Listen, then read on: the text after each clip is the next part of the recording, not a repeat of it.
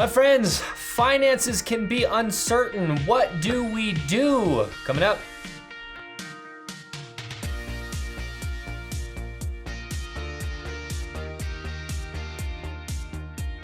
Good to see you, my friends. Hey, toast with jam. What's your favorite jam? Is it strawberry? Is it blueberry? Is it peach? I know apricot's a big one out there, but apricot, really? All right, if you like apricot, I love you anyway, but hey, we have some good things from God's word that we need to dive into so that we are ready for the day ahead. All right, we're talking about money, and Proverbs tells us in chapter 19, verse 17, what we need to know today. Are you ready? Me too, let's jump in. Whoever is generous to the poor lends to the Lord, and he will repay him for his deed. Wow. Okay. So there are two types of poor that we really need to understand here. And if you missed out on our last video where we were talking about the necessary requirement for God to bless you with provision, go check that out. That's going to help you. It comes from 2 Thessalonians. But there are two types of poor that we encounter all the time. There's the first type of poor that is poor by choice. The desire to do nothing with what God has given to them in order to flourish and be fruitful. And that, my friends, is poor as a result of laziness. I do not believe that that kind of poor is what is being talked about in this verse.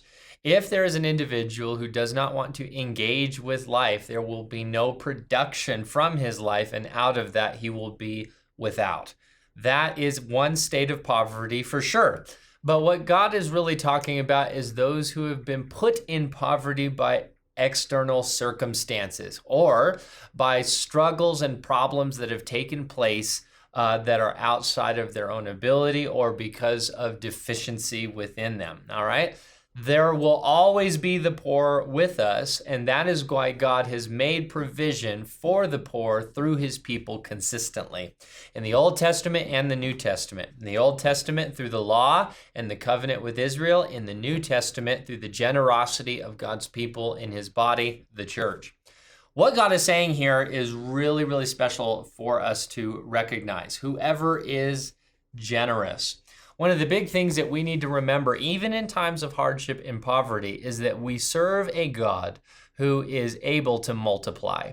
When it came to thousands who were in need of feeding, who were following Jesus, the apostles said, we've got to send these guys away so that they can give food. It was Jesus who said, you don't need to send them away, you give them something to eat. Well, they didn't have much of anything. In fact, one of the apostles brings a boy who had some stuff. But it was the boy who had a meal and not even the apostles. So they present Jesus with what is very little that they have, and even of what they have, it's somebody else's.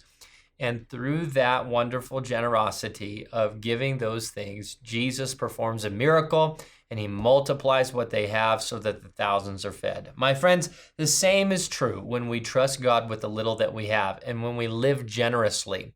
When we live a life that gives to the poor, gives to those who are in a bad situation, not of their own doing, not of laziness, but of simple circumstance and through the tragedy of living in a broken world. When we are generous, God sees that and he repays bountifully. It is something that he rewards. It's something that he loves. And so, my friends, I'm sure that today there is a way that you can think of that you can be generous to those who are in need. And through that, God will bring a blessing. Now, I'll only add one other thing. Don't do it just for the blessing. Do it because it's God's heart. And watch what happens as God responds. My friends, there's opportunities galore, so get out there and go for it. But there's more that we're going to talk about, so I will see you next time. Bring a loaf of bread and bake it so that we can enjoy some eggs and bacon on top of it. Until then, my friends, God bless.